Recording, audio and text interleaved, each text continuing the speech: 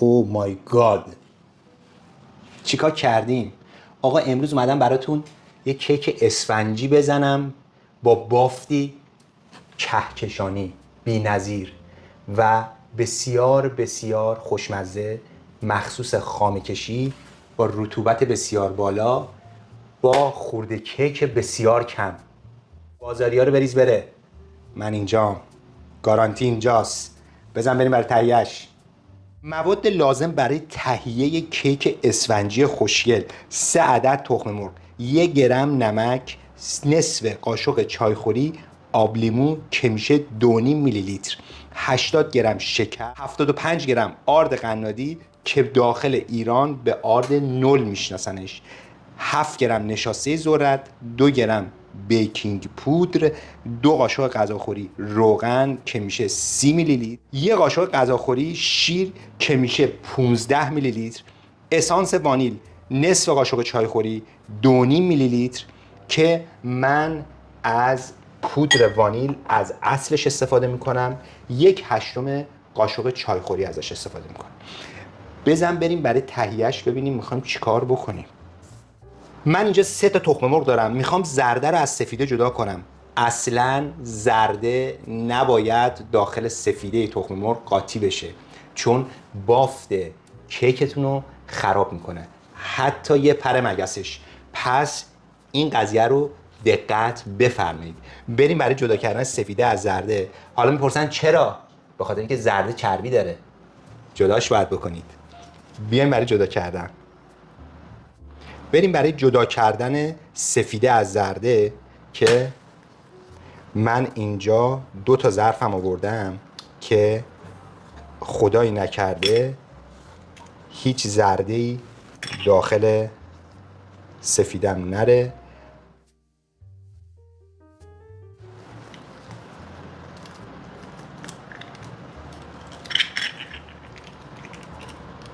ما با دستکش هم انجام میدیم، دوستان ناراحت نشن.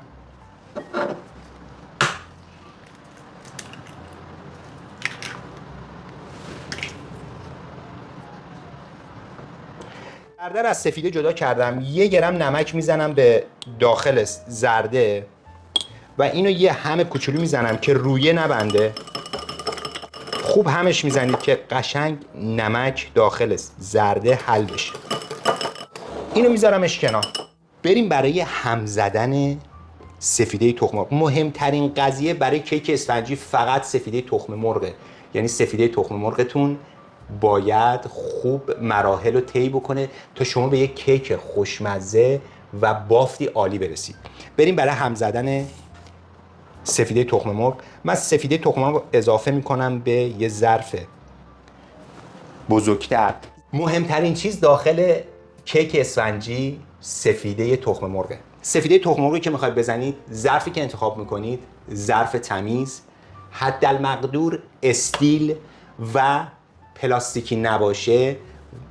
این دیگیلی میگیلی هم کف پلاستیکا بعضی موقع نمیذاره همزن خوب عمل بکنه. استفاده نکنید و سایز ظرفی که انتخاب میکنید خیلی مهمه.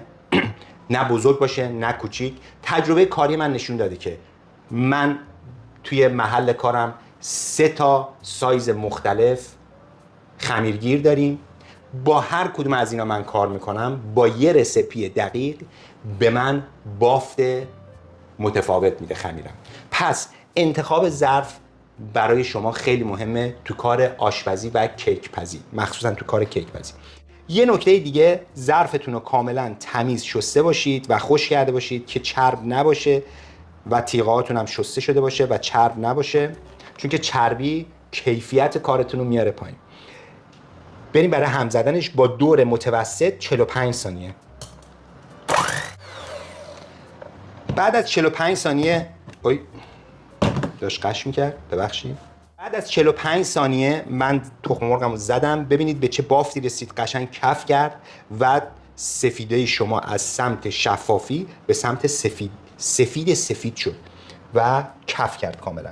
بریم برای اضافه کردن آب لیمو به سفیده تخم مرغ. نصف قاشق چایخوری ما داشتیم که من اضافه میکنم و شروع میکنم دوباره 30 ثانیه دیگه با آب لیمو سفیدمو زدن با دور متوسط. اینم 30 ثانیه. شکرمو من توی 3 مرحله میخوام به سفیده اضافه بکنم. این خیلی مهمه، شکر رو یه دفعه اضافه نکنید، بافت سفیده رو خراب میکنه. پس در 3 مرحله. این مرحله اول، یه ذره دیگه بریزم. این مرحله دوم، هر مرحله هم تقریبا 10-15 ثانیه من میزنمش. مرحله آخر که میخوام شکر اضافه کنم، باید به بافت مورد نظرمون برسیم. بافت مورد نظر تا کیه؟ الان بهتون میگم.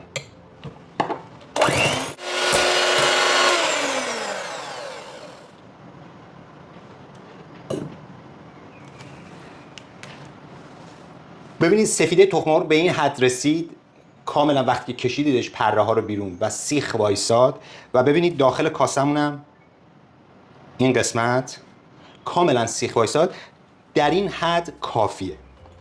پس انقدر سفیده رو میزنید تا به این بافت مورد نظر برسید. بریم برای مراحل بعدی. بعد اینکه سفیده به این بافت سیخناک رسید، سیخناک، زرده‌ای که از قبل جدا کرده بودیم و به یک باره میریزیم توی سفیدم. زردتون اگر روی بسته بود یه به هم بزنید اینجوری قبل از اینکه بریزید داخل سفیده، بافتش یک دست‌تر بشه و بعد اضافهش کنید به سفیده. بعد اینکه زرده رو اضافه کردیم به سفیده، با همون همزن شروع می‌کنیم به زدن جفتشون، ولی نه زیاد، فقط می‌خوایم یک دست بشه. دور کاسرم با لیسک تمیز می‌کنم. لیسکی که استفاده می‌کنه حتما خشک باشه و خیس نباشه و دور کاستون رو با همین لیسک یه هم بزنید که زرده و سفیده کاملا مطمئن شید با هم قاطی شده و یک دست شده. بریم برای اضافه کردن مواد خشکمون به تخم مرغ که اینم یه راه و رمزی داره. با ما همراه باشید. مواد خشکی که داریم آرد اینجا و نشاسته ذرت و بیکینگ پودر. اینجا من با سر این یه قاطی میکنم همه رو و شروع میکنم به الک کردن اینا.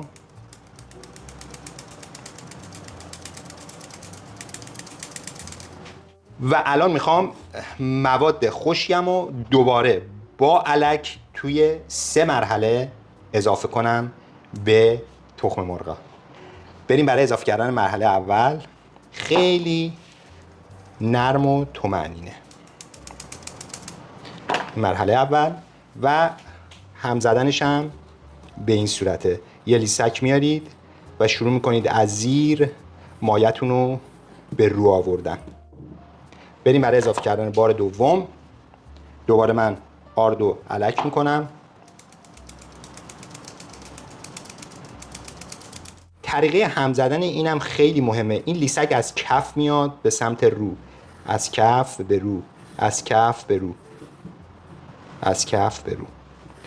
اصلا خیلی خشن باهاش برخورد نکنید چون که موادتون باهاتون قهر میکنه. ببینید من الان از زیر دوباره آرد کشیدم بیرون آوردم رو. اگر این آردا کاملا، ببینید این قسمت آرد مونده، اگر اینجوری به هم نخوره کیکتون خراب میشه. یعنی باید حتما مطمئن شید که کاملا با آرد داره ترکیب میشه موادتون و هیچ گیلی توش نباشه.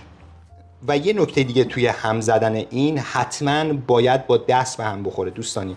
اصلا با ماشین همزن اینو هم نزنید. و مرحله آخر آردم من دوباره اضافه میکنم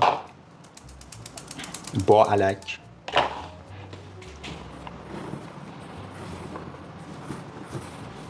همین الان کار به من نشون میده که نتیجه کار بسیار عالیه، به خاطر اینکه موادم رو من میبینم کاملا سبک شده و وقتی که همش میزنید سبکی رو داخل کار میبینید و میبینید که بعداً چه نتیجه خوبی به شما میده این سبکی این کار.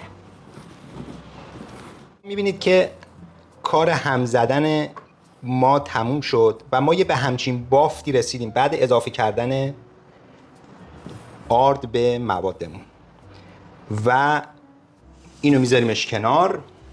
بریم برای اضافه کردن بقیه مواد به مایه کیکمون. اینجا من 2 تا قاشق غذاخوری میخوام روغن به این اضافه کنم، 1 2 و 1 قاشق غذاخوری شیر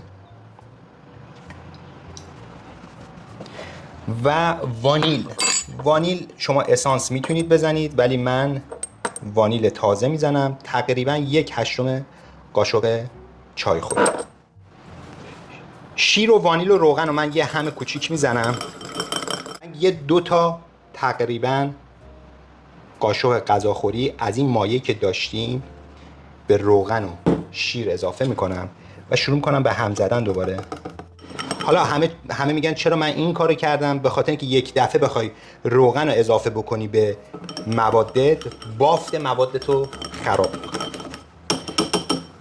بعد از هم زدن روغن با 1 قاشق از این موادت دوباره برمیگردونی به داخل موادت، روغن و شیر، و دوباره شروع میکنی به صورت دورانی هم زدن.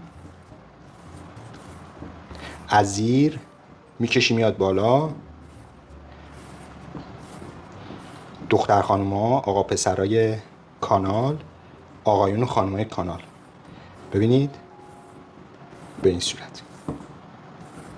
زیادم هم نمیزنیم چون که باید با مایمون خیلی مهربون برخورد کنیم. بعد از هم زدن کلیه مواد با هم میریم برای قالب گیری. قالبی که من برای این اندازه میخوام استفاده بکنم قالب 16 سانت به ارتفاع 6 سانته.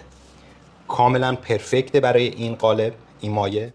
کاری که من کردم کف قالبمو کاغذ شیرینی پزی انداختم و دور قالبمو باز کاغذ شیرینی پزی انداختم که برای اینکه نچسبه و اذیت نکنه.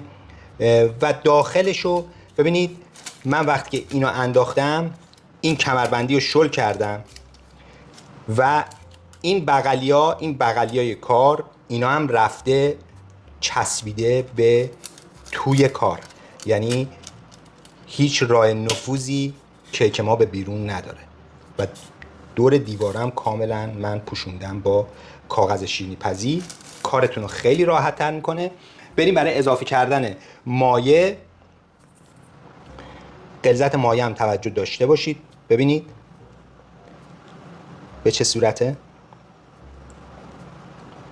خیلی نرم و لطیف. مایه رو از وسط به قالب اضافه میکنید، نه از کناره ها نه از چپ و راست. برای اینکه مایه‌مون یک دست بشه داخل قالبمون یه همچین چیزی بردارید و یه هم مایه‌تون رو بزنید و در نهایت 1-2 دفعه خیلی نرم و لطیف اینو بکوبیدش که حباباش بزنه بیرون. ببینید الان من 1-2 دفعه که زدم حبابا زد بیرون. کیکتون رو یک دستر و یک نواختر میکنه همه این مراحل. بریم بذاریمش داخل فر. دمای فر 160 درجه. از قبل حتما فرتون رو روشن کرده باشید. شاید من بگم نیم ساعت از قبل من فر رو روشن کردم و 30 تا 35 دقیقه 30 تا 35 دقیقه حتما بهش سر بزنید. شاید زودتر شد، شاید دیرتر. بریم بزنیمش ببینیم چیکار کردیم. طبقه وسط فر. برای اینکه مطمئن بشیم پخت ما کامل بوده از یه همچین سیخی از وسط رد میکنی ببینیم تا تف فرو میکنی ببینیم مایه بهش میچسبه، نه پخت ما کامله. برش داریم بیاریمش.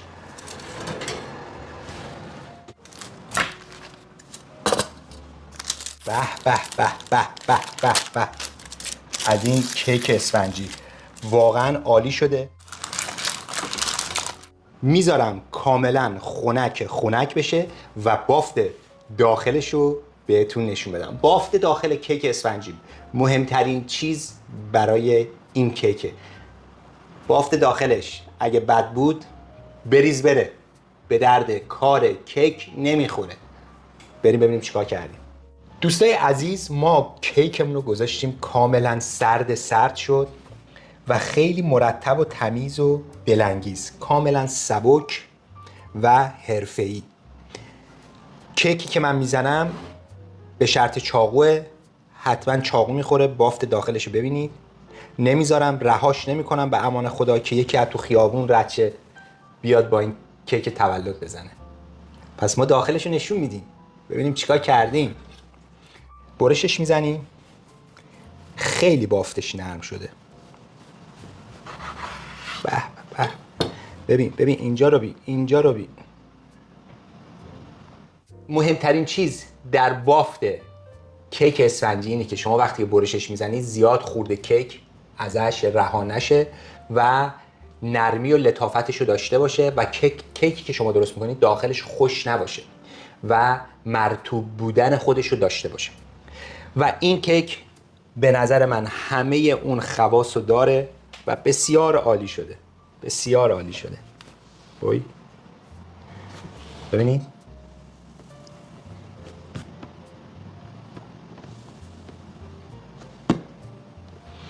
اصلا کمک فنر این شولت آمریکایی قدیما جلوی این باید بره بوق بزنه، انقدر این کیک جذاب شده. امیدوارم که از این کیک های خوشمزه داخل خونه هاتون بزنید و باهاش کیک های تولد خوشمزه بزنید. موقع خوردن یه یادی هم از ما بکنید. لایک و سابسکرایب یادتون نره.